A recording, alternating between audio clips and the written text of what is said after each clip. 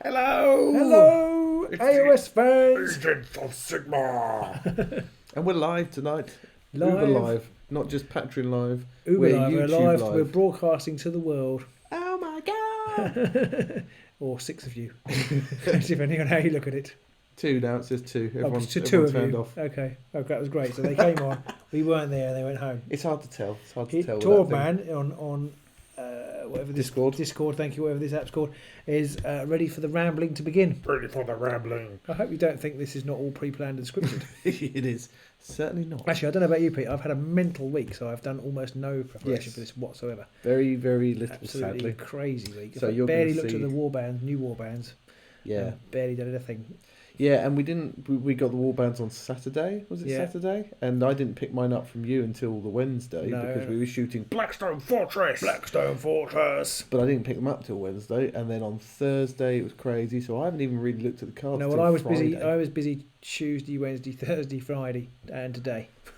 so am I awake? Yes. Am I busy? Also, yes. Yeah, exactly. Pretty much. So we're getting in our excuses early. So we will try and answer we will answer all the questions that our Patreons have given us. And anybody watching us in YouTube land, obviously, there are links in the description below if you do want to go over and check us out on Patreon and all the other different ways you can support us. But this will be a question and answer session mostly for all our Patreon followers.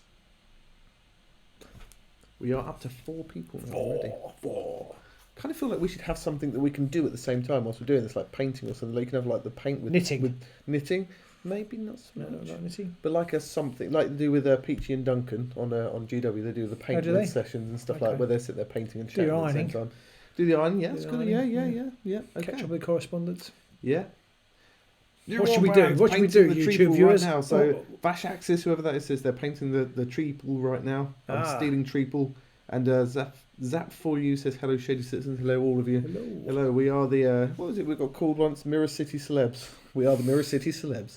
Something like that. Not really, but anyway, we're here. So here we go. Right, so we're going to crash on, and we're going to start with one of our long-term, all-time Patreon supporters, Ed. Ed, hello. Who unfortunately can't be with us tonight because he's in America. Is he? Yeah, doesn't live in America. That's not where he always is.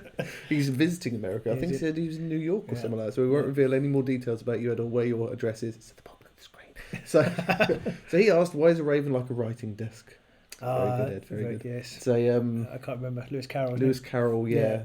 Because one is never backwards or something. Yeah, something like that. Yeah. They both make notes, but they're flat. Something like that. Okay. They always face the right way. I don't know. Anyway, very good, Ed. Thank you very much. Yeah. And he does also ask the more important question of, are there too many cards? Yes. I think so. Yes. Should we save that for later? Yeah. Well, I think a lot of people ask that one, so we'll come on to that one a little later on. But short answer, yes. Favourite colour? Black, obviously. Favourite colour? Yeah. Orange. Orange? Ooh, my eldest son's favourite colour is orange as well. Cool. He's a sensible lad. Yeah, I don't know. Well, orange and black goes quite nicely together. So you might say that orange is the new black. Very good. Yeah. Very good. Dreadfane, what gives? Okay, that's a very open question. I think it's going to be a summer release. I don't think it'll be US only, but I think it's going to be... That's when they did a load last year. They did a load of summer releases, didn't they, of kind of intro games. Yeah. I'm expecting it to come out in the summer. I think it's going to be no deck building, I reckon. And mind you, they said there will be cards, though, didn't they? There will be cards, and you will be able to use your warbands in that game, and those warbands will be usable in Underworlds. So you can use other warbands, existing warbands in the Dreadfane. From what I remember, it said you'll be able to, and I guess you'll be able to use those 2 warbands in the regular Underworlds game as well as a result of that. So I suspect there will be deck building. Maybe there'll be a pre-built deck in that one that you can just pick up and play. Well, there is in the existing one. In the start ones, but not when you buy new warbands. There doesn't seem to be 2 boards. No, sorry, not when you buy new boards. There doesn't seem to be 2 boards, and it looks like 1 board. So that takes out that element. And it's got those other cards, those bigger red cards, which I think are either going to be condition cards, like I don't know, somebody's farted and everybody's at -1 dice, or a bit like Blitzball, maybe. Yeah, or they're going to be sort of universal objectives that anybody could do, maybe. But we haven't had anything else since the last time. They haven't released a single thing from last time. No, we've had one of our Patreon minions painting up the figures in the meantime. Thanks, Ed. Also, Ed. He's painting up the figures because I think the figures are going to be the same as they were for Soul Wars or one of those introductory sets. I think somebody had ID'd that the models in the box promo artwork was the same as those starter models, which were the ones that had sculpted bases that people noticed at the last Warhammer Festival. Were also going, sculpted bases, they're the next warbands for Underworlds Season 2. Exactly. They weren't, but... Dreadfane. So hopefully we'll have some painted games for you almost as soon as the box comes out. And then another question asks is Underworlds getting stale? I don't think so. Stale? No, I don't think so. It kind of ties in with is there too many cards? Having said, no, I don't think it is getting stale. I haven't been thrilled by the new releases. I have to say the previous two warbands didn't excite me in the slightest. And I think that might be part. The Hunt. I think that might be why I'm slightly not excited this time. I almost feel like they've Mollog actually. I think probably not ruined my enjoyment. That would be going too far. But just kind of, it's like it's more cards, more things to learn. And that ties back into are there more cards? Too many cards, and I didn't have any particular desire for the two new warbands. I wasn't interested by either of the aesthetics of either warband, although the dwarves are starting to grow on me a bit. Just there. But I've never been interested in the Sky Dwarves or the Treeple, so... I like the Treeple. I think if I had an AOS army, it would be Sylvaneth. But I was quite hyped for it before, when they were doing the kind of sneaky releases, not sneaky releases, the kind of leaked cards and things. I was quite hyped for it. But then actually when they did the whole release, I don't know whether it was just because we didn't get ours particularly early, so people had started talking about the cards. Could be. Nothing particular, and I was looking at some of the lists of the top 10 cards, and none of them made me think, oh, wow, I really want to play with these. The top 10 list that GW did was terrible. And that's the problem with... And their number one card was a card you already have. Thanks, GW. I think the problem comes because there's a huge expectation when the new warbands come out. Oh, it's going to be great. It's going to be great new cards. And... Of course, there can't actually be any really great cards because they would become instant includes and then almost immediately find themselves on the band. Yeah. So I think that is a bit of an issue. Yeah. You can end up with mountains and mountains of +1 damage on the next attack or +1 dice on the next attack. It's going to be interesting to see how many new different kinds of ploys and things they can pull in. I mean, I do like the ploys like the pick a person and then you can either push them a hex or put them on guard. The multi-use ploys and things like that gives you a little bit more flexibility. Well, I almost feel like in some ways they do need to weed out some cards, and actually that will make the game less stale. They actually need to weed out the great fortitude and the great strength and the +1 cards a little bit, just because then they're usually the reliable, efficient cards that do something are normally the best cards to take, so therefore everybody takes them. But actually these are the ones that with the slight more choice and the slight more risk to them are more interesting, and the game is more interesting at that point. But it's like the spells. I haven't looked in great depth at the spells. Now the new cards have come out. No. But the spells, it's too risky to take them. So you just look for ploys that do a similar thing. You might find them better now. Now I think with some of the cards there are definitely some better ones in there. But has it got stale? I don't think so. But neither of the last few Warband releases have really excited us quite so much as the Gits and the Eyes did. And I think GW need to do something a bit on the card front to reinvigorate it. Maybe implementing some kind of minimum selection of cards from Warband specific choices or something like that. I don't know, but I don't think it's getting stale, but I think it's getting a little bit samey now, and they need to work on that one. I mean, it's interesting. And well, there's a couple of things. One is, I think part of why I've not been... we haven't played with the new Warbands yet. Maybe when we play with them on Wednesday, we'll be like, oh, well, these are brilliant. These are the best things in the world. I kind of really like both of the mechanics of the new cards. I think they're really quite interesting. The main character cards. But they seem to, from looking at interactions on Facebook, they seem to have thrown up a lot of what happens in this situation. Because there's quite a lot of reactions, and where does the promotion thing happen and all that kind of thing. It seems to have thrown up a lot of... They need to really nail that down. They need to flowcharts, GW flowcharts. That needs to be nailed down. Yeah, I mean, VJ Moore said he only bought Moloch so that he could use them in his Gloom Spike. Is he talking there? Army. He is, but he's going to go over to Discord for questions, YouTube for general chat. Although you might want to use Discord for general chat as well, VJ. So wherever we're looking at both. But he says if Dreadfane is to Underworlds what Blitz Bowl is to Blood Bowl, he'd love that. Well, I'm not sure you could make Underworld's much shorter than it is, because I mean Blood Bowl is a 2-hour game usually, unless one side gets absolutely murdered. It's usually at least an hour and a half to 2 hours, I find. But I don't know. Maybe they do need to do something around that. Maybe they could come out with some kind of defining method of making the card choices a bit more varied. And the last question Ed asked was, are people getting jaded with having to buy more cards? And I think there may be an element of that creeping in, that people are like, oh, I've got so many cards, I've got to buy these warbands if I want to be competitive. And yeah, you don't have to buy them, but so often there's at least one or two cards that you're really going to want for your warband. If you don't want the warband itself, then yeah, and it is racking up the introductory cost. Yeah, which is another thing we'll touch on with the too many cards thing later on. Yeah, I kind of almost feel like, and I've actually cut audio for this, which I haven't put the video to yet.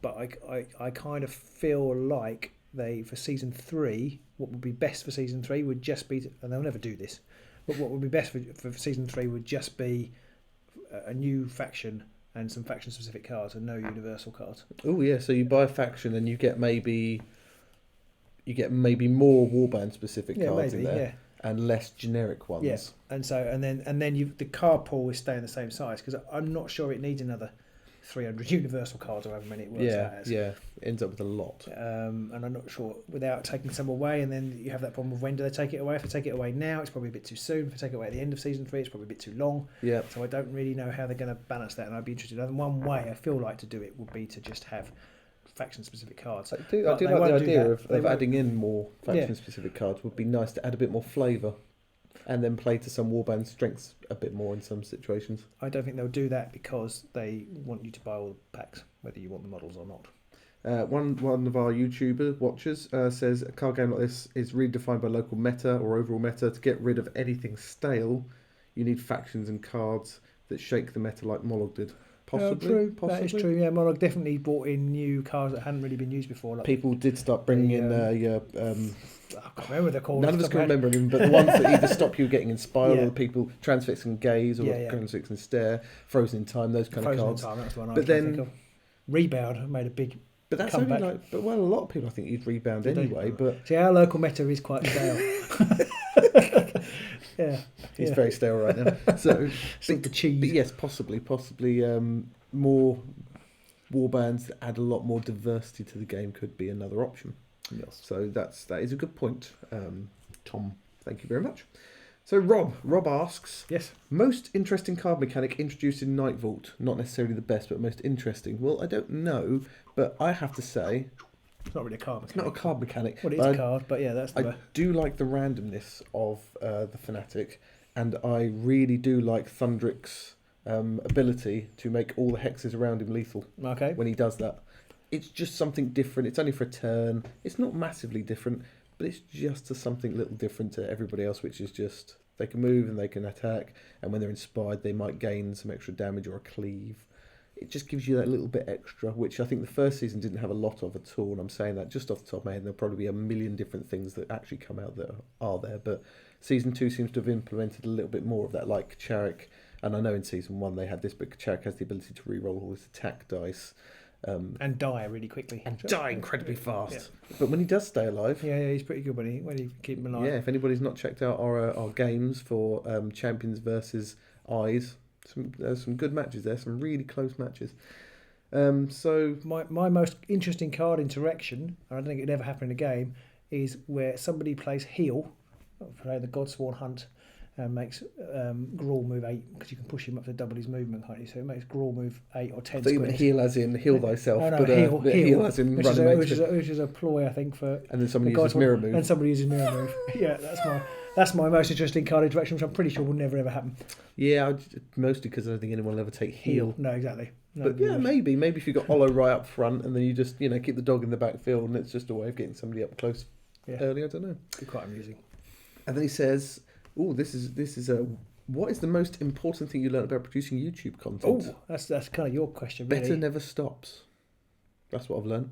We've always been able to. What does that mean? I don't know really. It was one of those phrases that I remember at one of my old jobs. Better never stops. But it basically. You can always get better. You can always do something better than you're doing right now. You can always improve on something, whether it's. You can improve on your evening by going to do something else. Oh no, sorry, no, I didn't mean that. You can always improve the quality of your production, listening to what people say. Sometimes people come up with absolute nonsense, but quite often there's some very Or diametrically opposite views. Exactly. Yes. Yeah. But you can always improve on things, and and what's the word I'm trying to think of? Consistency is key, because we went for a good year or more without really making any real sort of gains in YouTube land, and once we started doing weekly videos, we're now at 3,400 viewers. Yeah, so. That's true. That's Nightfall, really. That as well. The fact that we are the only people doing regular Underworlds battle reports. Yeah, because doing Nightfall meant we could get them in an evening, which meant they were easy to get out, and then people started watching them, so there was more reason to get them out. So it kind of spiraled from there. Yes. Yeah. My biggest thing really is always play what you enjoy, or record what you enjoy. Yes. Well, not everything, because obviously some of that could be dodgy. But if you I think we've tried to play a couple of other games. So we tried to play Keyforge and a couple of other things. We didn't really enjoy them, and the content falls flat, I think, if you do that. It became a bit obvious, I think. Yeah. When we did certainly, things. I found it with Age of Sigmar Champions. I didn't, and then I didn't really enjoy it, and therefore there was no point in recording it. Yeah. Keyforge, I'm still on the fence for. Keyforge is it's not a bad game. I'm not sure it's a particularly interesting game to watch. But then I'm in that weird camp, and you're definitely in that weird camp of, we sit here and record battle reports. You would never watch a battle report on YouTube, ever. No, I don't. No, you have no interest in watching battle reports at all. I don't have time as much as anything else. But no, it's not something I particularly would ever have done. I do it occasionally.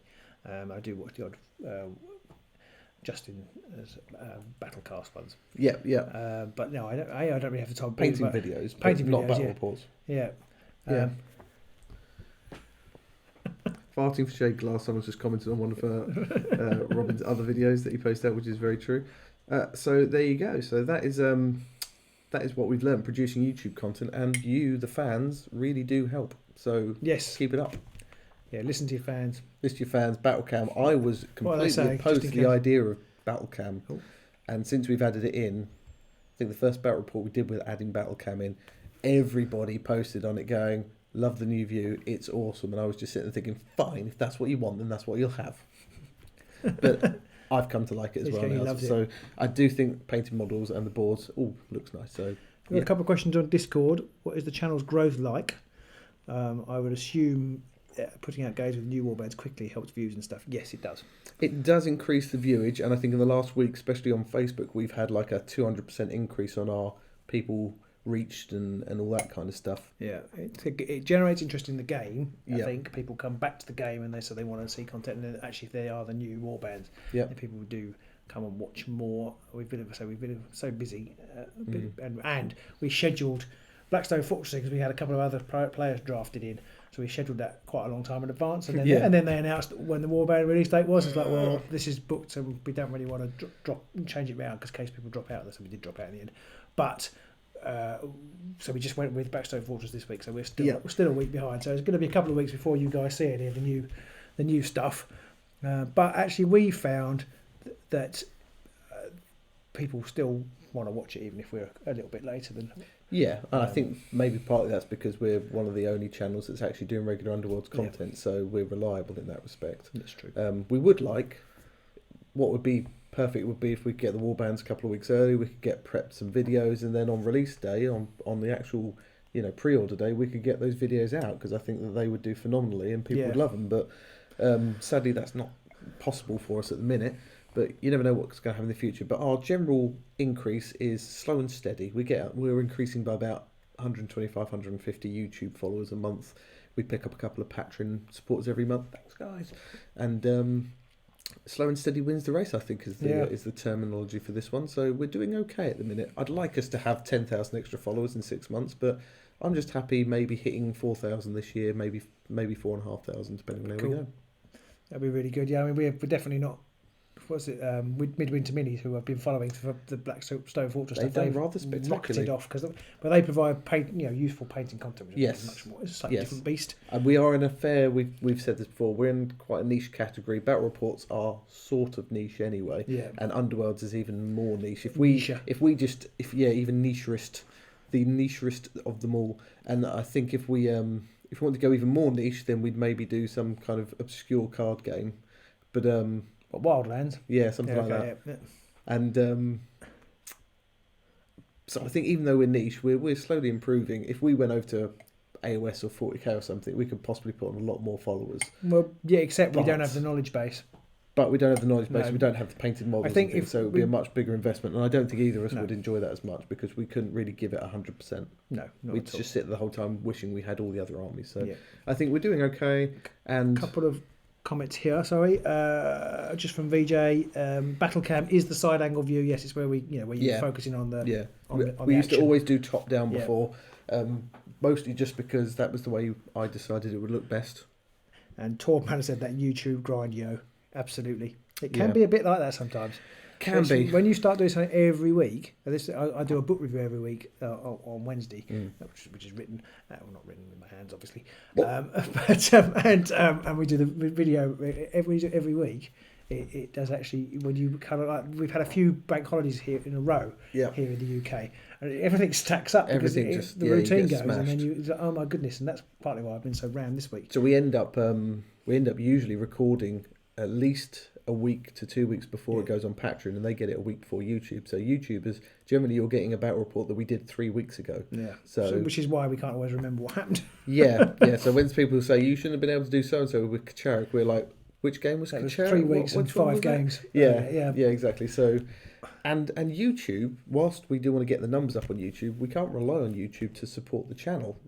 From a fiscal, YouTube, the corporation, Google rather, yes. We can't rely on them to help fund us at all because they don't really pay very much at all for the niche that we're in. So we do rely on Patreon for that to pretty much help get us everything that we need, everything that helps produce the channel. So thank you to everybody watching us on YouTube. But if you want to go that extra step further, Patreon would really, and we do have a tip box now as well. We do have a tip box via PayPal. In the that's in the comments, I assume. Yes. So if you don't want to dedicate yourself to a monthly payment, which is fair enough, we all got our bills to pay and everything like that. If you want to give us just a few bucks in PayPal, that would still help us massively. Enough about that. So VJ has also said, "Are we interested in Warcry?" I think we are tentatively interested. I did like the new pictures today that they released. I haven't seen those. A new thing on the Warhammer community website. The next warband out is like a barbarian-y, beastie kind of warband. All their stuff's made up of animal bones and stuff like that. Quite cool. I'm definitely interested in having a look. Yeah. And we'll see how it goes. Yeah. It's one of those things that we'd love to. We'd love to do a lot of things, and it's just a question of whether we can find the time or whether we can sacrifice other content for that people are going to be happy with us doing, because obviously a lot of people do support us because they want the Underworlds content, which is fair enough. Yeah, so we'll take an advisement from our viewers, really, what we do. Yes, so we're starting out with Blackstone Fortress, see how that does. Maybe we'll move into other things as well. But keep a steady Underworld flow. We'll work out I've got months and months, potentially, of Blackstone Fortress to play. Yeah, especially the way we play. Yeah, that's true, yeah. So, next Patreon, Andrew M. asks, what is the airspeed velocity of an unladen swallow? Well, it depends what continent they're from, I think. Yeah. But it's about 22 miles per hour. Oh, is it? Okay. Yeah, I looked it up. Right. And here we go. What is your favourite new card from the 2 sets? Well, I'm going to say immediately that I don't know because I've had hardly any time to look at them. What was that, sorry? What is your favourite card from the two new sets? Now, again, the other night I recorded about 5 audio tracks. And I did go through both boxes and put what my favourite ones were. And I can't remember. Except there's one called something Spring Seed. Oh, it's one from the Ilthari's. Yeah. Which I'm a big Bruce Springsteen fan, so you can see that coming. You can see you're going to see that card a lot, and there's going to be terrible singing, even if it's no good. It's all right. It's all right. So that one, and I can't remember now what I said I liked from the other deck. I can't remember off the top of my head. But look out for those videos. So I'm going to try and cut them over the weekend, and then they'll be out next week. So. I haven't really taken them from a serious gaming point of view. They are literally, I like the name of this one, I like the picture on this one. I like the explosion. Because that's all been covered by other people who... To be fair, people have got them weeks ago, have had a chance to sit down and work out the maths and crunch the numbers. So I've just gone with gut feel and kind of ones I like. So, but you can look forward to those next week. I like the grenade one. This one's got a grenade. Basically, it'll hit everybody around. I love the depth charge one, which is the dwarf. When he flies off, he just leaves this bomb behind. It's got a picture of these goblins. One's like... Yeah. The other one's looking up. And there's one with the flavour text is just boom. I like that one too. Yeah. So sorry, that wasn't very in-depth card analysis. No, sorry about that.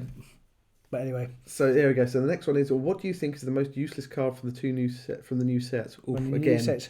Well, there's one where if you roll all the same dice rolls. I think you get on three or more dice, three or more and you dice. get the same thing. Yeah, chances are slim. Not very happy with that one. Mind you, we had that battle report where we rolled the roll off to see who went first, and we both rolled 4 hammers. Yeah, hammer time. It does But it's happen. unlikely. It does happen, obviously, Yeah. but it's just I don't really like it as a mechanic. No. I think it would be quite good fun to play the deck on one night. There is another one which is rolling 3 dice, and they all have to be different. Yeah, so, And I know the odds are identical.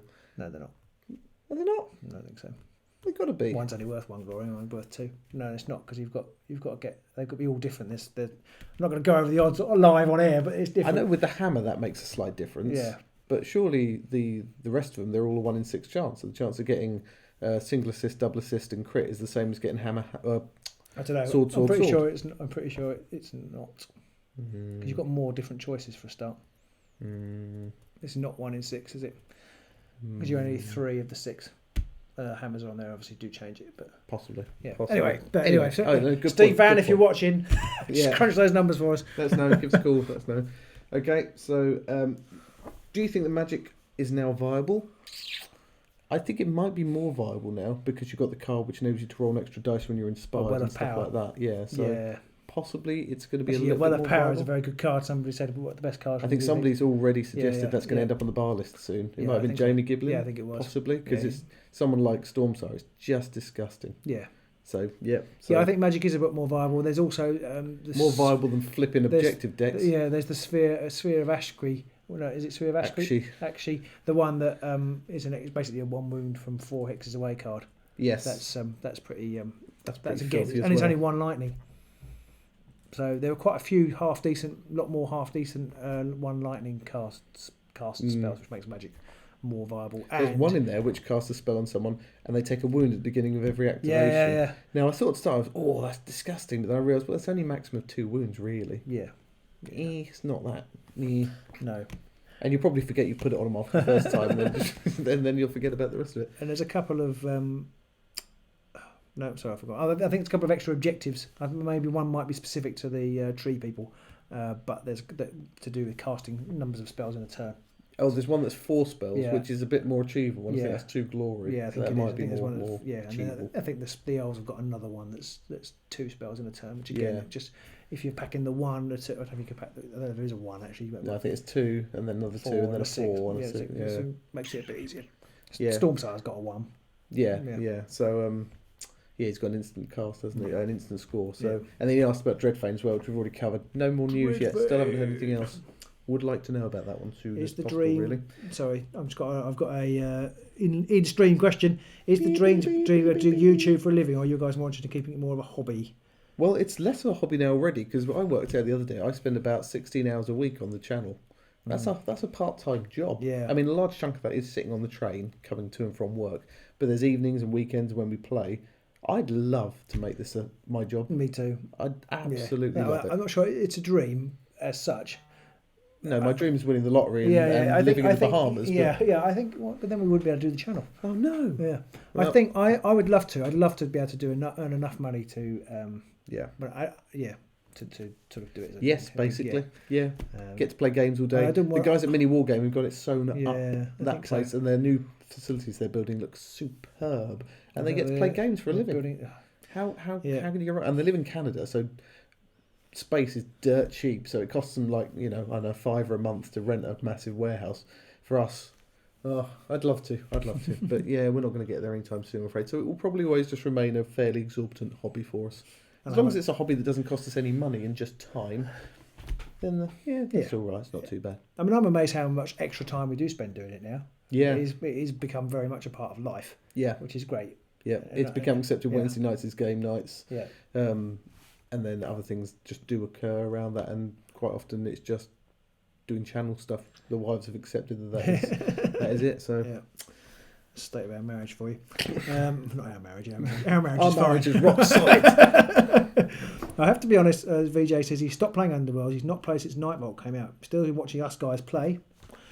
But building decks has really put me off playing. I kind of know what you mean. Yeah. We've been under time pressure, and I've got to build a deck for Wednesday, and I'm kind of like, oh my god. I haven't done that yet either. And there's new cards, and it's kind of like that. But so I think I've started to net deck a little bit, which I don't like doing because I like to think of it through myself. But it just saves that time a little bit. I mean, it does take away some of the game. It's maybe a bit more pronounced for us because we are trying to do different deck every week. We did move away from. We used to try and do 2 different games every week, which was trying to build 2 new decks every week for a different warband that were interesting and good and weren't just a copy of the last one because you were going offensive, but you took out the Magor specific cards and you put in some Iron Skull specific cards or whatever. It was tough. So we have moved to a best of 3 system now. So we are usually just doing 2 games in 1 week on one Wednesday evening with the same cut decks, and that does speed things up and does take away some of the time. And I think it's actually improved the quality of the games as well, because even if the first game's a little bit ropey because you've just built the deck, the second game you know the deck a bit more. I think that has made, well, you guys tell us, but I think that has made an improvement. I think it's made the games a bit closer as well. Other games we just shot, the Hunt versus the Swarm, it was like one card changed the outcome of the game right at the end, which I like that. Even if I lose the game, I prefer that to the games where it's like 30 glory to 2 or something like that. Usually because I'm the one with the 2. But the deck building aspect of it has made it a bit tougher, and I wonder if maybe introducing a higher warband count of warband specific cards might make the game easier. Because if you know you've got to pick most of your cards from just a range of 40, then that's going to make things much easier for you than, I've got 1,000 cards here and I've got to find the decent ones out of the lot. Every time I go on to Underworlds DB, you're just like, how many pages have I got? I've got another 13 pages you just here. Pick the hot cards, which is quite a useful thing, and you go, they're all quite good. But then it's like, it's just, but there you go. I don't know if we said it on a live stream or some point, I would say it would be quite good fun to get glory, have a set of cards that you got extra glory for if you used them. If you know what I mean? It's like if I don't know what they could be, but it would just be quite good fun. Like if you ever used, I can't think of a rubbish card off the top of my head, but Claim the City, whatever that 5 glory, grab all 5. There are a few objectives which definitely could do with like a glory boost, and actually would be worth taking. That are some of them are hard to score. So things like making a statement, things like it's only 3 glory, but it's just so much easier to go after something like supremacy. Well, there's the ones where if you've got everybody in no man's land, or you've got 3, both sides have got 2 supporting fighters or something. Both leaders have got 2 supporting fighters. Like, what? When are you going to have that? And it's like 1 glory, I think. Zap for you just put a comment on saying those who've climbed the highest towards glory have the furthest to fall. It's a bit prophetic. I'm not really sure what that. Not pathetic, but prophetic. But it's very wise. Yes, and Optica has said he just played Moloch for the first time today and absolutely demolished his opponent. He's so much fun. He can be, and if your dice are rubbish, he's just terrible to play. That's why Pete's giving him. I speak from bitter experience. But we haven't finished yet. We've still got a load of Andrew M questions left. Goodness me. What do you think the optimal amount of cards in a deck is? 22. 20. I was going to say 20. I was going to say 20, 20. But because I never take 20, I'm going to say 22 because I've always got a Jewel of Wits or something. No more than 22. Yeah, on the few occasions I've taken more than 22, I've never really been happy with it. I've had never those got the cards I wanted. Crazy days few weeks where I was taking the Magic decks with 28 24 cards. It was quite funny because of the lag. I was doing, Andrew had sent the decks through and he said, I would like to play with these pieces because if you're a $10 patron you get to choose. So that was fine. I did that and I played the games and I really struggled with getting the cards out. And then I was saying, I really struggled with games. And he said, I've discovered that 22 is a much better number, so I've changed it now. It's like, thank you. I've just played them all. But and then I went back and I played Aman's deck, which I think is coming out this week on Patreon. That was a good deck. And that was his number 2. That was 10, wasn't it? 10-10? It was his number 2. The game he got number 2 came second. At Adepticon with, and I played that and it had 20 cards. And it was like, this is why you play 20 cards, not 28. It's actually a really nice magic element to it as well. That was a solid deck. Louis Cuttridge asks, have you played any of the games with the Caradron Overlord Warband? No, we haven't played any with the new ones yet. We only got them last weekend, and I only picked them up off Robin on Wednesday. So. We've been Blackstone Fortressing last weekend, but we are playing on Wednesday. We'll have 2 games. I'm taking the Tree People. The Treeps, and I'm taking Sky Dwarves. Yeah. So another question Andrew M asked, one of our patroners, asked, have we been convinced of the Jewel of Wits and improvisation yet? Have we been converted? I've seen it work really well, and I've watched you just suffer with it. Duel of Wits, maybe just the way I play, but Duel of Wits, yes, I like. I've played with Duel of Wits, but improvisation as well. Whenever I've had it, I've been left thinking, I wish I didn't have this card. Yeah. And that's the situation I could see me getting in more with it, where you've got 3 upgrades that you want to keep hold of, and improvisation, and you're in that. You're in Sophie's Choice. Yeah. You're like, which one to pick? Quite that bad. Oh, it's worse. It's worse because you get it like multiple times. She's done it once. So that's true. Yeah, it might happen again next week. Yes, I suppose so. So I'm not completely sold on it, and I can see. I mean, you won a game with it. I did, yes. Because you pulled something out of the bag, which meant I didn't kill somebody. Yeah. And then I went on not to win. Spoiler. But no, a few weeks, but it's been out. Oh, it might have been. I can't remember, honestly. It was Garrick, I think. It was Garrick versus the Gits, yes. But that might not have been our game that went on YouTube. That's true. That's true. See, I'm the other way around. I'm coming around to improvisation over Duel of Wits because Duel of Wits doesn't work with spells. That's true. And that's true. Because we were playing one game and I had Duel of Wits, and the only things you did were play spells. And I was like, I can't do anything with this. So as magic if magic becomes a serious force in the meta, then Duel of Wits will fall away. Yeah, it doesn't work with spells. That's a good point. So 50-50 still on both. I don't think I'd run both in a deck. So. Well, that's what Andrew likes. Yeah, having them both, I'm not 100% sure on yet. When will you expect battle reports for Blackstone Fortress? How often will you get them? Will you get them monthly, hopefully? Every month. We've recorded the first. I've got 2 weeks, I think, to cut it. About that. So about 3 weeks' time. Yeah, we're hoping to get Blackstone Fortress up on Patreon on the 17th. And on YouTube on the 24th. So, guys, on Patreon, I'd expect it around the 23rd. Because it's my first major. I cut when I do voiceovers, I cut those. Yeah. But I haven't cut one with He's not done the full video yet. I have done a Keyforge one. You did a Keyforge one. Not quite the same. That hasn't got battle cam. It hasn't got battle cam. He also didn't have us trying to work out how the hell to play the game as well. That's true. So you'll edit 20 minutes worth of stuff and then we'll go, right, let's just do that whole bit again. Because it's a bit more concise. You're like, son of a bitch!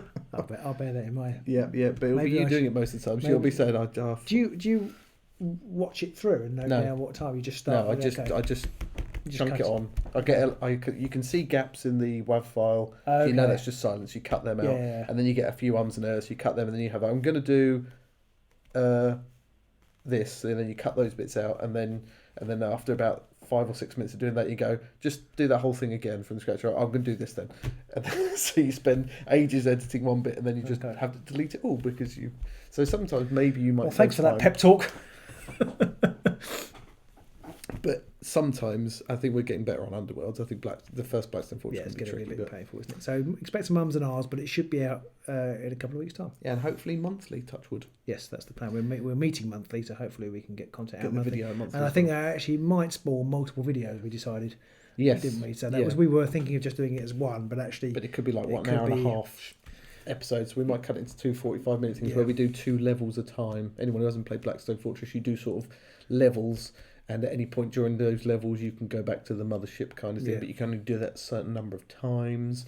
And so we might do sort of like 2 in an episode, and then 2, and then 2, and something like that. Yeah. So maybe more as we speed up. But he also asked, will there be more Blitz Bowl? I reckon so. At some point, Blitz Bowl's a fun little game to do. There seems to be some very strong voices for it, VJ. Yeah. That wasn't his question, was it? No, it wasn't VJ. But he has also contemplated himself doing some Blitz Bowl. Okay. Do it, mate. Do it. Be brilliant. More stuff on YouTube. More people. I don't think there's a lot of Blitz Bowl stuff around, so I'd recommend it. And yes, hopefully we'll knock out a few more Blitz Bowl videos. We've got some Skaven, so I could play them. We've got the Orcs and the Humans, and maybe we'll look to get a few other teams painted up.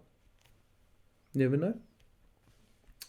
He also then asked, where did we get our 3D objective markers from? Well, we got them from our King of Scenery. No, he did, Rupert. Rupert, he has done all our scenery. He painted up our new Underworld Night Vault scenery as well for us, and they are fantastic as well. So thank you, Rupert, for that. You are awesome. And that's where we got them from. So if you want something like that, you're going to have to bribe Rupert. I've got a couple more in-stream questions. We'll do the last one here. We've got one more question from Andrew. Go on in, and then I'll do any more plans? Any plans or goals for Age of Sigmar in 2019? We obviously want to become the main driving force for Underworlds on YouTube. We'd like to. We'd like to get out to do some games and meet the public, as it were, because neither of us get out of Robin's garage to play games. So we'd like to get up to London because London's closest for us and meet and greet in the London scene. Get to a tournament at some point, maybe next year or late this year. You never know how things go. Just try and plough on with YouTube. Get some other games maybe into the channel as well. VJ said, awesome, yes, more Blitzball, great stuff. Blitzball. I'd like to increase the variety of games we play. I don't really know how we can do it, but I would like to bring something like Journeys in Middle-earth or something or another, or Warcry, something. That's what I would like to do. Whether we'll have the time, maybe do one game a week, or do a different game every week or something. I don't know. I don't know. But Underworlds is such our core foundation at the minute. I think we need to really increase our YouTube followers and our Patreon support before we could start to look to branch out. But the trouble is, you get more Patreon supporters in, they all want Underworlds content. That gives you even less scope to branch out. But I think a lot of our supporters are awesome enough that they don't really mind what we do a lot of the time. Yeah. Crazy people. For some reason. But of course, there's Warhammer Underworlds Online, which we haven't, which kind of feeds into that. I think probably we're looking to get into that. We're on the beta tester list, which is quite exciting. We haven't got a machine that can run it, but we're on the list. And so actually, we're going to be using Patreon investment to get a machine or two to play that. The next 12 months of Patreon investment we haven't received yet, but we're going to be using that to buy some machines. And so that's going to hopefully be a big thing for us. I'm slightly concerned that it will be very small fish in a much bigger pond. There'll be lots of these esports type people who know what they're doing and kind of and actually part of our thing is playing together. And obviously when we're streaming, we'll be on our own. And I can monologue fairly well, but I'm a little bit worried that we won't be able to do that justice. But at the same time, I'm quite looking forward to playing it and reviewing it and enjoying it. So I think it could give us a chance to increase our output without a lot of extra work. Yeah, because we can stream that live as we're playing it. Yeah, whether we're playing each other or whether we're just playing a random online, or whether we have a little. When you say a random, you mean a beloved opponent. Well, whoever it is, but we might have maybe we'll have a segment on Patreon where Patreon players, supporters can play us directly, and we'll stream the games or something like that. Yeah. Before we did we finish Andrew's? We have finished Andrew M's questions. So thank you very much for all those questions, Andrew. So VJ then added. He wanted to know: do we always put the first game of 3 on YouTube or the best one? We always put the first one. Yeah, we always put the first one. I did toy with the idea. I don't think I ever vocalised it, that we could do kind of separate intros, and then say this was the first one. But you actually can't, because when you're playing, you inevitably sort of allude to the fact that you won the last game, or or I need to win this one kind of thing. Or you make a roll. I couldn't have done that last time, could I? No. Exactly. So it doesn't work. So we always put the first one. We are, and we're kind of strapped for time as well. So I would love to play a multi-game, and then put the best one on. So if we have a game where the dice suck terribly, or the objectives just don't come out right, or whatever, then we could just say, all right, let's forget that game. Let's do another one. But we don't have the time. We have had the odd game which has been over in about not 5 minutes, but much quicker, because it's just been terrible. But actually, there was one game where it's still taken 45 minutes to an hour to play, and that's time we can't really afford to give up. So sadly not. But depending in the future, maybe more support, more all that kind of stuff. So okay, and then Torbman has said, do you think there are too many deal 1 damage if X cards? He lost 3 fighters the other day to ploys in 1 power step, and it feels like there are so many of them. Yes, quite a lot possibly. More restricted though, aren't they? So if people are doing that, then they're restricting their pool of easy score objectives. Yeah, but I think maybe there are. Yeah, especially with the spells. There's a few spells that do it now, aren't there? So I think yes. I'm going to say, but whether if you took them out, whether that would make some warbands absolutely unviable, and then I don't know. I do feel like there are a lot, and depending on who you're playing, you can really come a cropper, because there's a few quite nice ones. The ones you can shoot people on edge hex, and things like that are an objective, and things like that aren't single damage, that aren't restricted. So I think probably yes. I'm going to go with yes. There are yes. And VJ Morph's put on the YouTube channel, on the YouTube chat as well, that he's not sure he'll play the online version of Warhammer Underworlds, but like the Blood Bowl online game, he'll probably watch others play. And I think there could be that aspect to it. I think some people who might not play Warhammer Underworlds might play the online version, or they might be happy to watch people playing online more, because it's a bit faster. And hopefully the game and the graphics and playability itself will be entertaining enough. So, and obviously we'll be commentating it, so we're naturally watch-worthy. Got any more there? Not the minute. So moving on, we have Matthew M has asked us some questions now. So he says, thoughts on Mollog with the current meta, or is he still OP, or has the community learned to combat him? I think I think the last tournament or two he's not featured quite as heavily, although Adepticon there was quite There a were lot of of Mologs, but he didn't win. I don't know. A lot of Mologs swaying around. I don't know how far I don't know how close he got to winning. No. I feel like I think the answer to that is probably the meta has evolved. I think he's to much more of a deal with him. Marmite band. I think people usually either love him or hate him. Yeah, and I think he's probably a bit too much of a one-trick pony, so he's probably reasonably easy to counter. At least you know if you've got Molog across the board from you, you've only got to worry about Molog. Yeah. You So- might get the occasional bat squig attack or Yeah. something, but Well, we can't really comment because we haven't played very much in the current meta and No. the tournament scene. But I kind of feel like the really good players can deal with him. I think when people saw the models, they were like, they look awesome. And then when they saw his card, he was like, holy frick, he's OP. Then the FAQ Made him errata more thing came powerful. out, which made him a bit more powerful. Thanks for that. And then he won a few things, and people were like, oh my god, he's overpowered. I can't cope with him at all. But I think people have learnt now that you can either avoid him well, I don't think you can avoid him that much because he's still got massive range on him, but you can counter him with a few cards. Transfix and stare and things like that, or Yeah. frozen time, those kind of things can really do him over. Or you just take him out. You just, because he's only got one shield, he's actually fairly I've never squishy. tried to take him out yet. Yes, you have. With Scritch. Oh yeah, I did. Very didn't I? effectively. Yeah, I did. I forgot that. Yes. Yeah. Yeah. Yeah. Sorry. That was one of your charmed dice rolling I wasn't games even. as well. I wasn't even. Weren't even trying. I wasn't even trying to take him out. The So opportunity presented itself. So I think he's very much less OP now than people thought, but I think he can still be a bit of a pain for some warbands. Yeah. But I think overall people know how to deal with him now. But he was one of the more one-trick ponies to come out of all the warbands that have been released so Definitely. far. Definitely.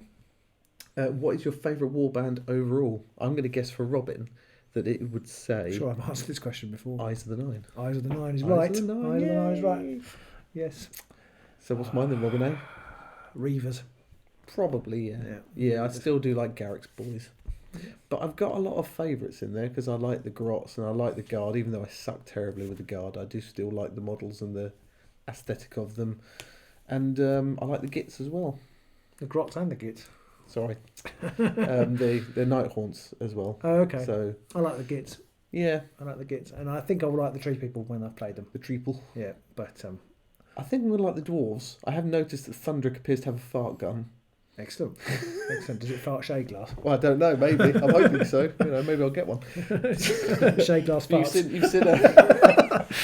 My favourite It's card. a very nasty condition. But you've seen Minions I have or seen Despicable Me. Here's the fart gun. Yeah, yes, yeah. Nefarious fart gun. It looks just like that. So, what's next? Your favourite style overall to play: defensive, aggro, hold objectives, flexible. I would love to be good at objective decks, but I think that objective decks just aren't very easy to play. I would say I like flexible objective grabbing. There's nothing better when playing the game when you manage to manipulate your players onto the Yep. objectives and score supremacy or something like that. Yeah. That's just I just love that. That's when I love the game when there's So you just sit there going, "Oh, I love it." exactly when there's a tussle around those objectives and you move somebody off and sneak somebody on, or they play. There's a couple of games where I sort of sit and working it all out, and you great concussioned me off. So back in the day when Great Concussion's still alive, I still go Great Concussioned off, and then I managed to get everybody back on the objective.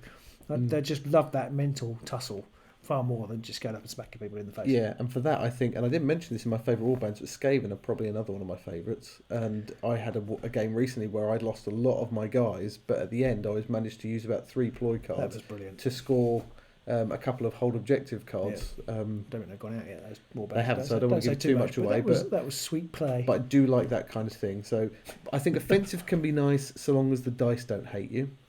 And I suffer from a bit of dice hate every now and then. So that can be a pain. But I do like just every now and then just having a pure aggro deck. So I had that with my Garrick's Reavers a little while ago. And I enjoyed that. Yeah. Just running in and smashing people to pieces can be fun. I think overall a purely objective-based deck can not only be a bit dull, but it can just be very frustrating and painful to play as your opponent just trounces about all over you. That's when it goes wrong. But I prefer. I'd love it when we both play objective style. Yeah, objective daily. Yeah. As long as you don't run off the objective that you're holding right at the end of the turn. You did with Vortimus, where you were gearing up for supremacy, and then right at the end, Vortimus was like, I'm going to run over there. Yeah, that was funny. And then you just looked at your cards and, I've just fucked up here. Yeah. Yeah. Or when somebody plays Abersoth Unmaking, that's pretty tough as well, isn't it? I hate that card. I hate it. I can't express how much. I hated it when I first saw it. I hate it even more now because I've experienced it. And we got asked by Johan de Rick, what would we play at a tournament if we were playing tomorrow? I would probably play Skaven or Reavers. Yeah, I would probably play. If I was playing at a tournament. That's a tough one. I think if you were playing in a tournament, you'd be better with like Curse Breakers or somebody with just a good solid offensive. Yeah, I don't think I would play Curse Breakers because I don't find them that not interesting. necessarily them, but someone who gives you less brain ache. Yeah, I probably should. You're right, actually, but I would probably like to play. I would probably play the Nighthawks. Yeah, a bit more straightforward. I think they're a bit more. They've got a bit more versatility than the Eyes of the Night. And Undead Pank has commented on YouTube. Don't worry, don't forget Undead Pank. You can go over to Discord if you have any more direct questions you want to ask. I'll be there. He's saying why WOU will be massive because people will get more chance to play and it'll improve the meta and the meta will swing more often. And that's a good point. And I think people will get to play more, and that's part of the reason I'm hoping it's going to be good is because I enjoy being able to play other people as well. I think we both would. Without having to actually sit across the table from somebody, because there's an element of fear and general just uncertainty of going into a game shop and playing someone you've never even seen before. Exactly, yeah, and also just the difficulty of getting out. I mean, I only get to here for 9 o'clock and I still nearly failed. Yeah, so that is true. But at home you can just 9:05 you could be online playing a game. So hopefully it'll be a bit like 10 that. past 9 it could be over. Yeah, pretty much. And I did like the thing I did like about Champions when Champions came out was the app. I played the app 100 times more than I actually played card games. Yeah. And I didn't mind it. I mean, it took some of the thinking out of it, but it also remembered a lot of things that I would have forgot. So that is good in that respect. And I'm quite interested. One of the things about Warhammer Underworlds online, I'd be interested to see how they do it, is the reaction windows. It's going to be really interesting. That might help nail things down a bit. Well, I think it might. I don't know, because I'm not really a programmer. I guess it is kind of... Well, you've got to have a procedure, isn't it? You've got to have that. I wonder whether they might actually precipitate a slimming down of the reaction windows. It could possibly just to make it. I'm hoping there'll be a bit of a back and forth there between them and GW, where they're going to have to get GW to pin. Because there's going to be a lot of card interactions they're going to need to get a definitive answer to. Yeah, and I'm hoping that GW will come up with a bit more strict set of procedures. And Season 3 is probably already at the printing press now, so I don't think it's going to help with that. No, unless they've already been used, because obviously they've only announced it now because it's coming up for beta soon, which means they've been working on it for a while. So hopefully the two have gone into hand in hand. How they're going to do it? Because like in Champions, when it was your turn, you got a little. You can play this card. Didn't you? Well, if your opponent does something and then you've got the opportunity to react, I suspect you'll have like a reaction timer that will count down, and you've got to click it or something like that. Maybe that's how they do it. Yeah, that's something like that. So that would work. That would be good. And Steel Sky Productions, if you need any help, any kind of BA stuff or testing, give me a call. I am a tester by profession, The next question is, with all the BA patrons... stuff, is that going to be your impressions of Mr. T? Chris Fool! Okay, right. Chris Fool. Business analyst. Oh, sorry. Business analyst, sir. I think you're better at the first one, actually. It's probably better. Yeah. And his next question, Matthew M. asked, with all the patrons we've had come and go, who has been there since basically the beginning, who are your tried and true patrons? Well, I will say... Ed's been since my days minus one. Since before the beginning. He actually signed on the day before we announced we were live. So Ed has been with us since day minus one. We've had a lot of patrons who have been along. A lot of patrons, get the word right, Pete. Had a lot of patrons who have been around since day one or very close to the beginning. Yeah. And even for all the guys who've come and had to go, that's life. And we do appreciate every single person. Even for a month. Yeah, whether you're... And we do have one of our crazy supporters is supporting us at above the $10 level as well. And, that's just fantastic. But even if you're just supporting us $2 a month, or you just want to stick a little tip in the tip jar on PayPal, it just amazes me that people are happy to pay. And thank you to all those. It's quite interesting. We have lots of great interaction on Patreon behind the scenes, which is really lovely, and I really like that. Which I hope a lot of our followers see as a benefit. Yeah, but there are quite a few, a sizable minority, who don't interact at all. And so thank you to you guys too, whoever you are, you silent, beautiful people. Exactly. Yeah, thank you. And speak up. You know, we'd love to hear if from you everybody. want to, because I know that some of us geeks don't want to. So that's do what you many, like. But it's brilliant. us, but they don't get the thanks because they don't. They don't send us decks or whatever. Yeah, they don't put comments on there. But thank you to you guys as well. Yeah, thank you to everybody who follows us and supports us, whether you've been there day one or whether you signed up this morning. Yes, somebody did sign up this morning. So I don't know if you're around, but if you are, hello and welcome. You are beautiful, beautiful people. VJ Wolf has been on a $2 since Patreon opened, is now up to $5. Well done, VJ. Hopefully you'll enjoy those games because there's there must be quite a few best of 3 games on there now, and we are planning to get 3 a month out to just our Patreon supporters. I know we're banging on about Patreon a lot, but 3 extra games a month just for Patreon. But it is true. It is true. If you all the legacy ones are there, so if you haven't joined, you've got a year of best of 3s you can go and watch. Yeah. Now they won't have the new decks or the new warbands, and we'll be even shitter in there than we are now, but they're still entertaining to watch, I think. But sorry, we'll stop. But it was a Patreon question, so that's what I'm talking about Patreon. But I don't. You should probably write less Patreon questions next month.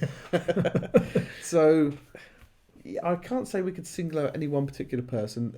We have so many that add their own brand to the channel and their own inquisitiveness or their own support. I mean, Rupert, who's painted all the terrain for us and stuff. Brandon, who's painting stuff and sending it from America. Ed, who's painted multiple things for us and has supported us since day -1. And Andrew sends us decks with pages long explanations of playing, which is brilliant. Phenomenal. So, lovely. So you're all great guys. All of you. I love you so much. And finally, this is for the YouTube viewers out there. I'm going to quote this. I'm just reading it verbatim. You twat. For all you YouTube videos, all you YouTuber viewers out there who are not on Patreon, what are you waiting for? You're missing out on great content, including but not limited to extra videos, one-on-one dialogue with Pete and Robin, Discord and much more. Get on here, you guys. Well, I'm literally quoting what he says, so thank you. Thank you so much. Rupert then asks, if a woodchuck could chuck wood, how much wood would he chuck? 5 to 6 tons a day, I would have thought, probably. If he's working a 9 to 5 shift with minimal breaks. I have no comment on that. But also onto the serious questions. It was mentioned in the Miniac podcast that they thought the YouTube side of things for bat reps relating to Nightfall and such were dead, and that the main content was restricted to the meta. They're obviously not watching the agents there. That's his comment, not mine. Do we think there is a slowdown in the game? Well, I think that the battle reports for Underworlds is quite small anyway. Especially people doing dedicated content. Observations is there really only about 2 people doing them regularly. Well, one of them's been ill for a little while. And we don't play the meta. That is true. So, I'm not sure how many people are playing the meta. In fact, most of the games I've watched from other people have been people saying, we're just playing some games, don't really care too much about it, as long as it's fun. That's an interesting observation. There are a lot of blogs. There are much more in the way of blogs that are much more focused around the meta. And quite a few. There's springing up of, so I think I don't really agree, because there's been quite a lot of podcasts sprung up as well. And so I think actually it's quite healthy. Yes, I don't think it's doing bad. I don't think there's a lot of YouTube content anyway on there. And I do think we do rule the roost by a very very large margin. I do think the game did slow down a bit with Mollog and the Hunt. It did seem to hit a bit of a lull, at least for us. And maybe these new warbands will reinvigorate things a bit. Maybe Dreadfane will help spice things up a little. Yeah, I don't think the game has slowed down. I mean, it does go up and down a bit. I think immediately after new warbands, you will get more interest. Things go crazy when the new seasons come out. So, I don't know why he would say that necessarily. I mean, I'd like to think we weren't dead. Not dead yet, said the Granny Weatherwax card. So his next question is, after the hype of the last set of models, do you think there's a hunger in the community to see more? Do you think GW will have to radically change their thinking around it, seeing the incoming computer games, keep people interested, or open up others like me who have no way of playing properly, or continue in the same vein, i.e. mainly a miniature-based game? Kind of covered a lot of that already. I would say I don't think they're going to do very much different. No, I think they're going to continue crashing on with the same kind of process. They've got the computer game coming, as you said, or we've said. So I think that will obviously help. It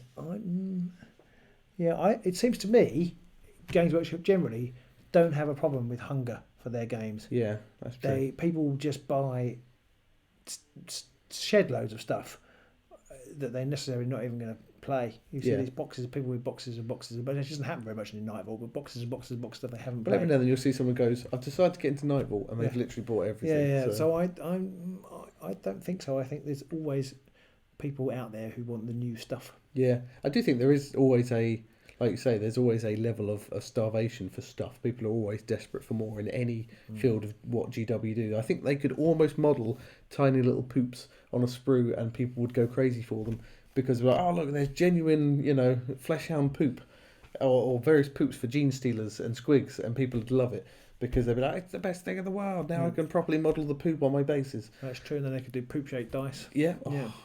So... same shit, different day. So I think they could be D4s, D4 shaped. I do think there's still a hunger for it, and I do hope the Warhammer Underworlds will increase that, if anything. And I think, as was commented on the YouTube feed, hopefully that will mean the meta will shake more often. There will be more frequent waves of new stuff coming through, because there will just be more people doing it.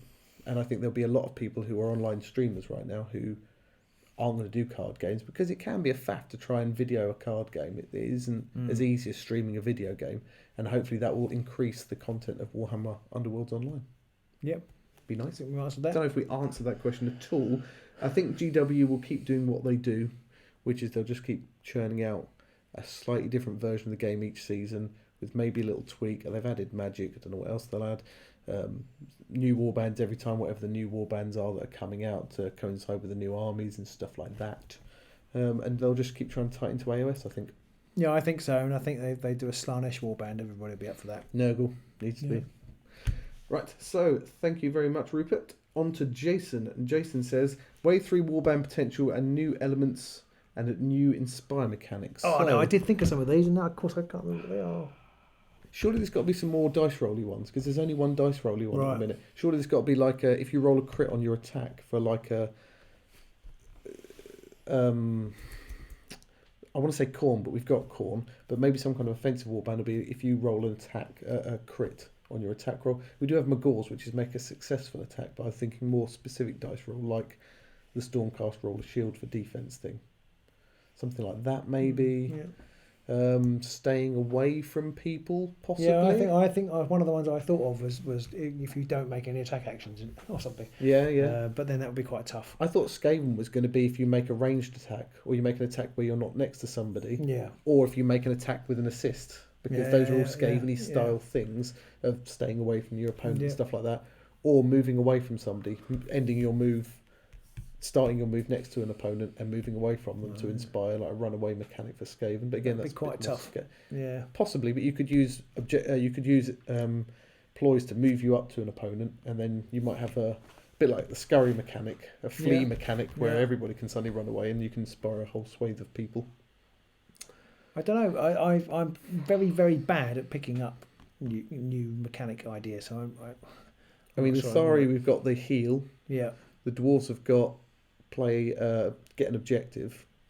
Which is tough. Skaven is play a ploy on somebody, so they've kind of got objectives and ploys. And Thedra has upgrades, so they've covered cards really. Yeah. Dice rolls wise, they've only got defense dice rolls or succeeding in an attack. So you could have some kind of rolling a crit on an attack or something, but that would be a bit tough. Yeah. But then some people do have tougher mechanics to inspire. You could have just being next to somebody, like a ganging up thing, if you're next to other fighters. Kind of. Oh, next to your own fighters. Yeah, next to your own fighters. So you have the Nighthawk one, which is being next to your opponent. You could have one which is being next to your own people, or being maybe on the neck, either in the no man's land or on an edge hex, maybe another one. Yeah. There's a few more ways they could play around with it yet. Making a ranged attack, maybe. Or succeeding with a ranged attack. Yeah. Maybe it could, I was going to say, maybe it could be unspent glory, but the Gits have already got glory. They've already done a glory one. Or maybe there's one where, because the Gitses earn that much glory. Yeah. Trouble is, you've got, because if you make it like spend a certain amount of glory, that's one harder than the Gits already, which is a bit unfair. Maybe they're going this way anyway, pretty much, giving the whole game over to score immediately cards. Maybe when you get a score immediately objective, you inspire. Could be. I'm not sure I actually like that idea, but that could be something. Someone's mentioned Daughters of Cain, so new warbands wise. I think Daughters of Cain would be nice. I think the Sea Elves are almost definitely going to be in there. Nurgle, frankly, the fact that Nurgle aren't in season 2 was an abomination. Travesty. It was a travesty. So they need to be in season 3. Slanesh, they've just been redesigned, so maybe Slanesh as well. Because we've got Tzeentch and we've got Khorne now. I think I would expect to see both of them represented at the end of the next season. There's not many other new AOS warbands though. No, I still want to see Free Peoples. I won't, but I still want to see Free Peoples.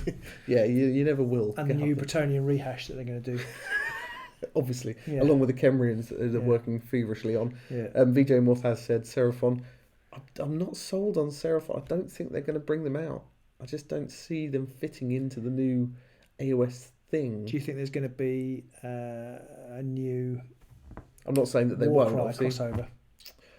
Some of these chaos. They've got these extra chaos warbands. Not necessarily the same warbands. You've but kind of already got theme. Fedra, haven't you? Because they're like but these new guys with the metal grills, what are they? The sort of smithy type people for Warcry. What are they coming? What are they called? No, I can't. The iron something. Yeah, or other. those could.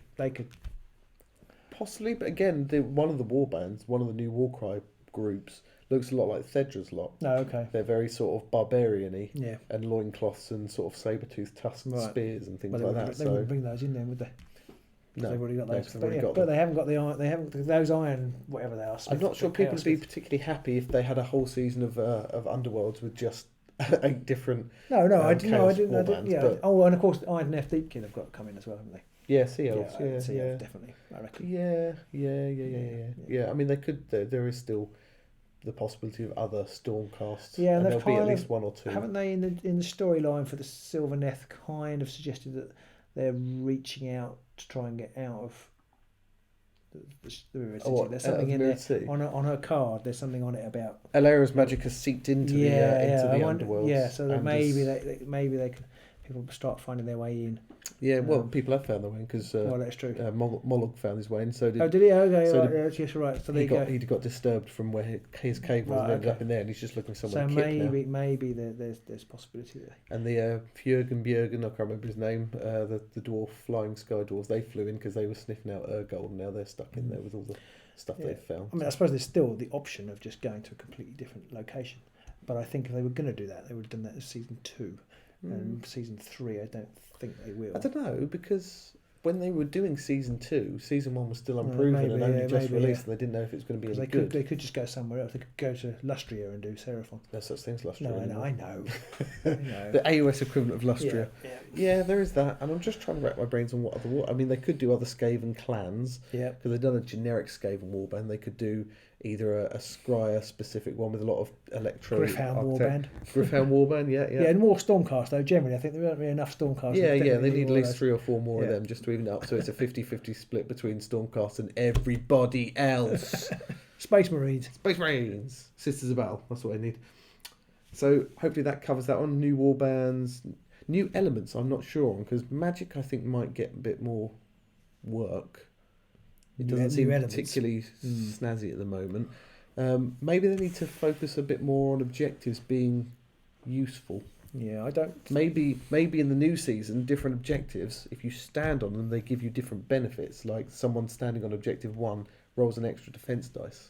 Yeah. Someone standing on objective 5 gets a ranged attack because they can suddenly lob fireballs or something like that. Maybe make the terrain a bit more interactive. So someone who's standing next to a hex. Oh. Yes, that was a mechanic I had thought of. An ability to create objectives. Oh friggin' need that one. Yeah. Yes, but it needs to be via a card, not a spell. Yeah, something. We'll just say that was something I thought of, and then it could even return a destroyed objective to the board. Inspire something like that. Yeah. Oh yeah, like that. Yeah, because you've got extra cards, so you could go up to 9. Yeah. So that was some sort of objective creation. Yeah, or decent objective movement. That'd be nice. You could either bring back a destroyed objective to help you with claim objectives 1 to 3 or 1 and 5 or whatever, or you could have you create objective X, and X can count as any other objective. Yeah, that'd be quite nice. That'd be quite cool. Yeah, that would be cool. I like that. But I don't know. Make objectives great again is what I say. I don't know what other mechanics I could bring in, but again, I'm not very good at thinking like that. I kind of feel like magic works, but then anything else you're kind of reaching. They could have like Dreadfade looks like it might have some extra cards that affect. As soon as you have that, anything exterior to it, it's left the game's less competitive, and they're trying to be the ultimate. And I mean, it's less competitive in the sense that it becomes more random. Yeah, yeah. And then I feel that would perhaps offset their idea of being the ultimate competitive game if suddenly there are these cars that could turn up. Yeah, or does something that completely throws you off, especially if it's like an earthquake which moves everyone. Oh, thanks for destroying objective-based decks even more, or something like that. Exactly. Yeah. Although if they did have an exterior objective deck, then somebody's Inspired Condition could be scoring an exterior objective. Yeah, that's true. Yeah. That's if there's an external objectives or external events that occur, that kind of thing. Yeah. Yes, that could be possibly quite cool. And if they do something like that, I'd still like to see different zones, different boards to represent different zones, with or without additional extra mechanics that come with them. Like you could go into the Troggoth stronghold or his cave or whatever, and maybe visibility is really low, so you can't make ranged 3 attacks or something like that. Yeah. Uninspiring zones, like scary zones where you're not inspired if you go through them or in them. Yeah, like they could do lots of things. Whether they will or not, I don't know. Yeah, who knows? Well, none of us, but that's why we're here, just to make just random, pontificate. Yeah, random baseless contemplationings. Moist Elves. Yes, Moist Elves Lizardman concept could be reworked from the ground up. Possibly. I see. Pay 20% discount equals wallet inspires.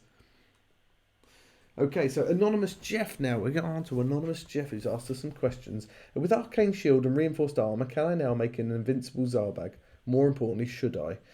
With the latest cards, is the Magic-backed aggro deck now all-powerful? Well, it will be interesting to see how aggro Magic works now with some of the new cards, because I do think that, especially Zarbag, he has some potentially very useful spells, which normally suffer because he only rolls 2 dice. So the ability to roll 3 could make him particularly powerful. I can't remember what Arcane Shield does. I know Reinforced Armour is you don't take damage from range from damage 1 attacks. I think Arcane Shield reduces damage by 1. So Arcane Shield is a reduced damage by 1, a bit like double check. I can double check. Let's have a look. Sorry for all of you who mine is double checking. I'll just mention this. VJ Morph said, could you be as passionate about the games if you had to follow the meta? Seems to be the fun you guys have playing and interacting wouldn't be as good if it all got over competitive.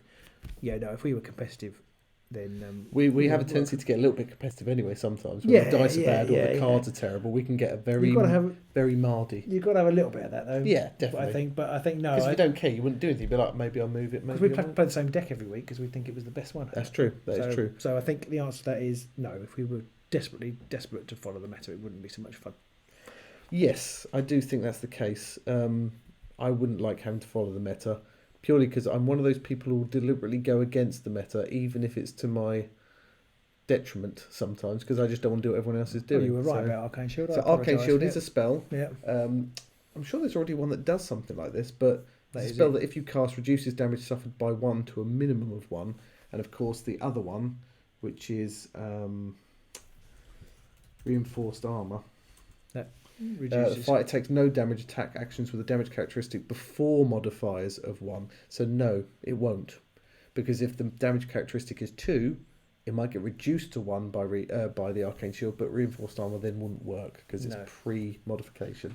So GW have thought ahead on that one and said, people are going to be cheeky, so they've done that. It would be nice, but no, sadly not. Still quite a good combo. Not a bad combo to have. I think... Yeah, I think -1 damage in general is not a bad ability to have, and it's quite limited, I think. So his next question is, will we need a rebrand in the future? So that's us, the channel. Would we need to rebrand for the future expansion? I don't think so. I don't think so. We are the Agents of Sigmar. We are. And even if we end up playing Star Wars Legion and Battlefleet Fortress, Blackstone Fortress, it kind of just works. I think. I think it works. And I like the agents. I like the fact that we're the agents and you guys are the agents. We're all the agents. Kind of like that.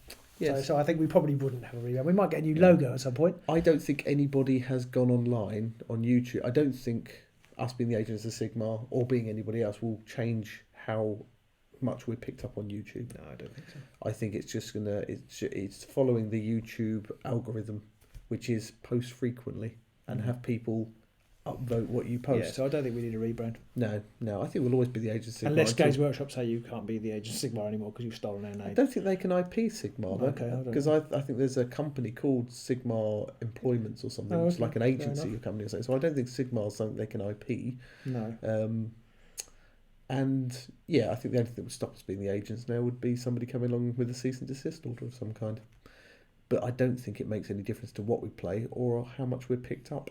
Nope. So we'll keep being us and you guys keep being you, and hopefully one day we'll be at the top anyway. Yeah. Even if we became the next mini wargaming, I don't think we'd change our name from the Agents of Sigmar. It's who we were day one, and it will be on our last day as well, which is in about 3 weeks' time. Agents of Sigmar, that's what Agents of Sigmar. Once we've both retired, we'll be the Agents of Sigmar, but that'll be it. Can Sepulchre Guard score Charmed Life? Now, I don't think so. Charmed Life is scoring an end phase if you remove at least 3 wound counts from a single fighter and that fighter was not taken out of action in the preceding action phase. So there's the key, not taken out of action. So I don't think you can because they were taken out of action. So it's purely Charmed Life is one for the triples, which is keep healing people up, taking damage and healing them up. I don't think I'd ever take that card. He has recently introduced 3 friends to the Underworlds. Hopefully you've also introduced them to our channel. And we can give you a kickback if that helps. They've all played X-Wing, so we're used to the idea bigger collection means better choice. However, do you think the inclusion of spells with warbands who don't have a caster was a touch cynical? And are there any warbands you'd suggest for a newcomer where a solid deck can be made from 1 or 2 expansions? So the first bit of that, do I think that them including non-castery warbands was cynical? I do, and I don't like their move. Yeah, no, I don't think they should have done. I was surprised that they had, because, hey, look at this new thing. It's magic. It's got magic in. Magic's awesome. They don't have magic. It's a bit, everyone can have it except you. And I don't think I like that. But at the same time, it was nice that they weren't just going, oh yeah, we've got Sky Dwarves, and this guy can cast magic because he's got a special doohickey here that helps him suck up the magic with his magic sucking hoover and blast it at them. So I'm glad that they didn't just I don't mind that they don't all have magic, but I think the ones that didn't have magic shouldn't have had magic cards in their universals, so they could have used all the universals in their box. That is a good point, because especially, I can't remember if it's the dwarves. I think it was the dwarves. They've got a few magic cards in theirs, which is a bit unfair. I think they shouldn't have done that. And I'm not sure. I think Farstrider still had some of the best cards in their main box, but unfortunately, if you're playing in the tournament, several of them got banned. So, warbands to play with a solid deck that can be made from 1 or 2 expansions.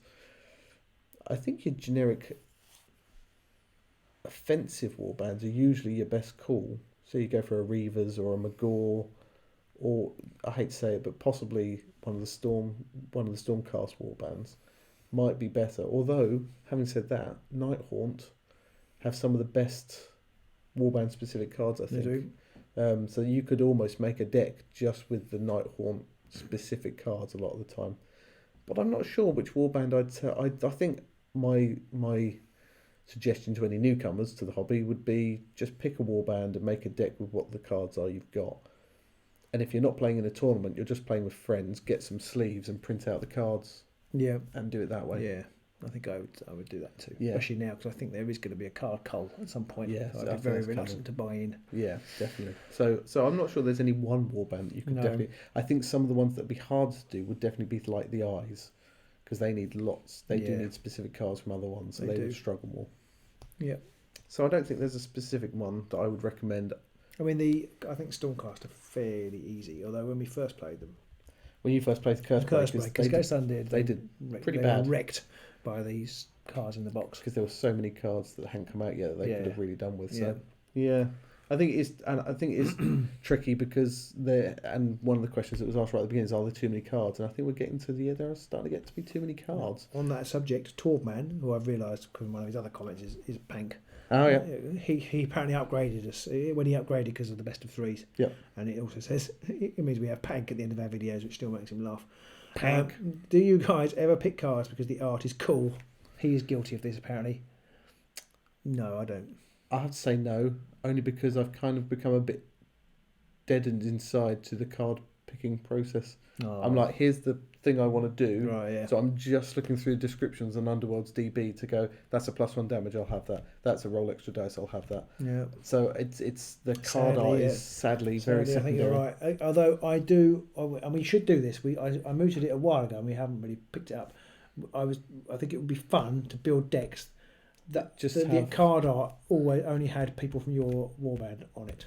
I think that would be quite cool because they are themed. Yeah. Somebody pointed that out prior to these ones coming out, that they are the kind of they're like a lot of the Peerless Fighter has got not Thedra. It's got elves on it, a Sylvaneth on it. Yes. They have these kind of multiple effects on it, and lots of their things are driven by crits. Their reactions are driven by crits. Yeah. And Peerless Fighter has a Sylvaneth on it. So I kind of like that. So they are themed. So I think it would be quite good fun to play a deck that had members of your warband on it only. Pictures of your member on it. No, different. Nobody wants that. Micro art. Squig Boss Mad Knobs says hi. Hello. Hello. I don't know who Squig Boss Mad Knobs is, but your knobs are mad, so thank you. Yeah, I'd quite like to do a bit more of a theme decking, but the problem with a theme deck and using the artwork is it can take a lot longer to put together. Yes. Because you've literally got to thumb through all of your cards and work out which cards you can have. Yeah. There are certain artworks that I do look at and I do love the artwork for, and others I think are just terrible. Some are burned into my brain. The escalation artwork is always going to be burned into my brain. That cleaver, the blood-stained cleaver is... Yeah. But I think that's probably more just because we always play escalation, because why wouldn't you? So hopefully, Anonymous Jeff, we have suitably answered your questions there. VJ Morph also asked, talk Blitz Bowl. I like Blitz Bowl. Do you like Blitz Bowl? I quite enjoy Blitz Bowl. Haven't played it a lot. I'm going to play it some more. Yeah. I think we covered Blitz Bowl 3 or 4 times this evening. We did, but like Blitz Bowl, yeah. Definitely try and get some more of that. Maybe try and buy a few of the other Blood Bowl teams to try and spice it up a bit. You must be able to pick up a painted Blood Bowl team pretty cheap online, so we'll have to have a look at that. And then Jacob also asked, which of the 2 new warbands are you most interested in? The Sylvaneth. And quite luckily, I think the dwarves for me. So I think we've got that natural split. I think in the entire first season, we nearly always had a very clear definition of I like Garrick, you like Severin, and then I like the Skaven, you like the dwarves. I like the undead, you like the orcs. Yeah. I like Magor, you like the fast riders. Let's call the whole thing off. Let's call the whole thing on. Yeah. Let's get it on. And in the new season, I think we both quite like the Night Haunts. Yeah. You're more of a fan of Stormside than I am, I think. Yeah, we both like the Eyes of the Nine, I think, and I prefer the Gits to the Eyes of the Nine. I like the Gits but too. You like both. I like the Gits. Neither of us like the Godsworn Hunt, although I played a couple of games of the Godsworn Hunt and I did quite enjoy that. I think we've changed because I think we both like the look of Mollog and less like the look of the Hunt, and now have changed to the other side of the equation with the games that we've played. And with the last two, I think we've got more of a split on. I'm much prefer the dwarves. I like the Sylvaneth models. Yeah, I like one of the models in the Sylvaneth. I like the one that's got like all tree roots for feet. I think that's Ilthari. I've got a tickly cough. Excuse me. So I like dwarves. The last part of Jacob's question is something that's close to your heart. I know you. Does it seem like objective-based play gets worse with each set of cards? Yes. It's all right, Pete. It's all right. Yeah, I think so. I don't particularly notice it with the Hunt and Mollog, actually, but this set seems to have been a real kicker for them. Let's call the whole thing ready for action. Yeah. Let's not. So, yeah, in a word, I think objective-based decks, I think you can grab a couple of cards, but once you get past about 3 or 4, you're in trouble, I think, from a lot of warbands who are just don't have to do a lot to take something to really screw up objective-based decks. Yeah. I mean, I'm making is almost, if you've got magic, it's almost easy to score now. Avassos I'm making is just, I think if you've got a casting warband, it's a must-have card.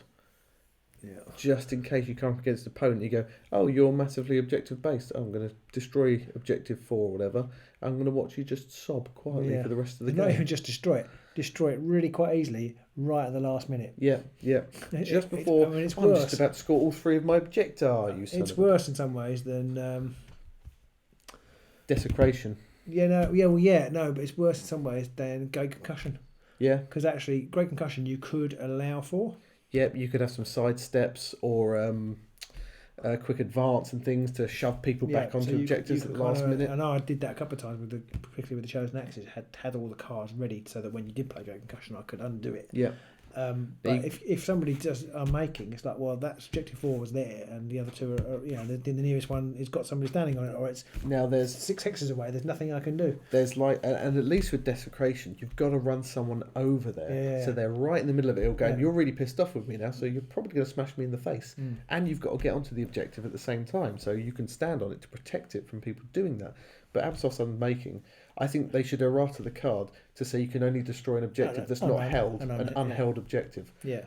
And that would make it less useful, but still devastating should you be able to get off. And it would force your hand earlier. One in your half or something. Yeah, it would force your hand earlier. Because if you want to get rid of 4 that's on your opponent's side, you've got to blast it quickly. And then your opponent can go, okay, you've got rid of that, but now I can pick a new objective card. I can go for the other objectives. That's exactly it. When we played it, and I played it on you recently, it's kind of like when I know that you're going to sit on there, because you'd sat on 3 quite early, I think. I'm just going to sit here, and then the final turn in turn 4, I'm going to drop this on you, and you're going to be really upset. I was very upset. There's a lot of beeping in that in the following 30 seconds of footage on that one. Yeah, I was really upset. I think they either need to add it to the restricted list.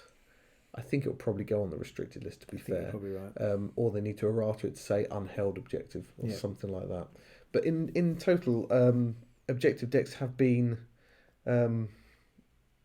Absos combo so good with Sylvaneth hold 1 objective for 2 glory. Yeah, thank you very much. I think objective-based decks are less fun to play than offensive decks, because you just run around, stand objectives, hope not get killed. Whereas at least with some offense built in there, you can run around and roll dice and punch people in the face, purely in the game, not in real life. But I remember this is why we don't meet people to play. I do think that I remember us like a year ago, probably sitting here in my dining room talking about it, when we were playing Orcs versus Guard, and I had a Guard objective deck and you had an Orc based offensive based deck, and I remember saying back then that offensive decks I think are just better than objective decks. And I still think that's the case, say that quite a lot. But I think it's that whole thing of when you're playing an offensive deck, killing people not only scores you glory, it screws up other styles of play. Yeah, particularly objective play. Yeah. So it's kind of like, well, actually, it's 2 for 1. I can achieve my aim whilst stuffing up your aim. Whereas if you just get on objectives, you're not hurting the other person's aim at all, really, unless there's a game on objectives, I suppose. But it's unlikely. Yeah. So I think the objective play does need a boost. I'm hoping that there gets more like things like, if you're standing on this objective, you get this benefit. Yeah, that kind of thing, because that would force you to maybe place the objectives further forward. And that would force you to, even if you're an offensive warband, move the objectives forward so that you could make use of them whilst you're moving forwards to attack. Because there is a bit. We've played a lot of games, and it's kind of like it's almost irrelevant who wins the roll off, and then the objectives kind of go, one goes there, one goes there, and one goes in the corner, bottom corner. They've done that. Yeah, done that so many times, and that's really dull, because the objective placing is potentially one of the more interesting. It should feature more in one of the more interesting part of the game. And actually, now we don't play at tournaments very often, but I feel like a majority of games, certainly our games, the objectives are irrelevant. You can always not bother placing the objectives. We have had, especially when we're both playing offensive games, we've had several games where the objectives don't even matter. We put them on because it's part of the game, and frankly, our lovely 3D terrain does add a lovely element to it all. But at the same time, they might as well not exist. No, apart from as a glory farm for Abyssal's Withering. Yes, and Scorched Earth. Yeah, possibly. So that's what I meant. That's about it. Yeah. So yes, sadly so. Sadly, I think objective decks are suffering quite a tad right now. So I think we've come to the end of all our questions from our lovely patrons. Thank you. Thank you very much, guys, for all of those questions, and hopefully we have answered them all suitably. And thank you to all the YouTubers who have been watching us, because we're up to 18 people watching us now. That's about 3 times more than we've ever had before. So there's definitely some YouTube followers on there, as well as our patroners. Hopefully, Zap for you with his Is that for you? Yeah. Hope is not lost. While we still stand, we can prevail. Yep. And things like that. His words of wisdom. Some very I can't think of the word. I want to say anthemic, but they're not anthemic. No. Thematic. I don't know. Maybe something like that. Some very nice little phrases there. Good games. Thank you, Quintu Streams. I'm glad you enjoy them. We enjoy making them, and as long as you guys enjoy watching them, we'll continue to do that. We will, yeah. I hope you've enjoyed this. Let us know if you have, or don't let us know if you haven't. No. let us know if you have, and let us know what we could do differently or better if there is anything. Keep it polite. And well, I really enjoy doing these, and it's really nice that you guys like watching them. So thank you. I mean, one of the main reasons we created the Patreon channel was to create a little community, and therefore other people to come in and chat about it and support us at the same time whilst we do something that we love and that you guys enjoy watching. So doing it again. That's pretty much. I'm going to pull his Patreon plug out. Wrong one. That's the life support machine. Wrong one. Sorry. And Optica says, "Yo guys, thanks for making your awesome videos. Greetings for Germany." Hello, Germany. Hello. Not the whole Germany, obviously, but well, if you're all watching, awesome. But I don't think they are looking at the numbers on here. So, hello. I'm glad you're enjoying the videos as well. We do have people from everywhere watching our videos. We've got Germany, we have Australia, America, obviously here in England. We've got everywhere. That's literally everywhere. That is literally everywhere. I think that's about 90% of the world. I think even places that I didn't think we would get into places like I think we've had people watching us in Egypt and Singapore and stuff like that, and that's weird. It's just because it's such a global game now. We're a global phenomenon. Yeah, something like that. Maybe, maybe not. Yeah, but it's just awesome to have all you guys watching us. You enjoy watching it, and we enjoy making it all. So, long may it continue, I say. Yes, do keep going. Do keep watching. Do keep letting us know what you want to see, and we will try our best to. Poland sends their regards. Hello, Poland. Hey, hello, Poland. I have some colleagues who work in Poland, and one of them very recently basically let slip that he plays 40k, and then I probably spoke to him more in the next 30 minutes than I had in the last 2 years of working with him. It's funny how that you don't actually ever, you don't tell people that you play with little plastic toy soldiers. You might say that you like, spelunking at the weekends or dogging on a Friday or whatever else it is you like doing. But very, very rarely do people say, I like painting little toy soldiers. Italy, somebody's questioning our deck choice. Says our deck's a bit weak. Are you not playing competitively? Not in all games. No, the answer, simple answer. We don't play competitive decks in all games because it would be a bit dull. Yes. If we played it every single game. And we do have this thing. Going on about the Patreon. Hello, Italy, by the way. Patreon, but people can send us decks and we'll play those. So we've been testing out the Magic decks recently, and they've just been not a bit of fun, but an interesting experiment. So no, we don't always play the meta or the most important or the most competitive. Definitely not. They're just what we feel like playing at the time, and also. Because sometimes you just want to experiment. You're just like, I actually want to just take these cards and see if I can do this thing. And it might crash down horribly, but it might. We don't actually play that often, which is the bizarre thing. Because if you guys can play with, I think you said you play with your brother, you can play a lot. You might play 3 or 4, 5, 6, 7, 8 times. Or you might play lunchtime. Is it Jamie Giblin does Lunchspire? Yeah, he plays at work maybe every other day or something like that. Pete and I literally record every game we play. If you watch from day one when we unboxed the game and did the demo games. Yeah. You can watch every single game we've ever played. We've never played any more than that. You've played a couple of games against Ben. Yes, my mate Ben. I've played a couple of games against him. You played 1 or 2 games against your son very near the beginning of the whole thing. There were only 2 warbands out then. Yeah. And so, and he beat me. So yes, we definitely we do not play competitively in all games. Probably hardly in any games really, because we always want to try different things out, and it's partially because.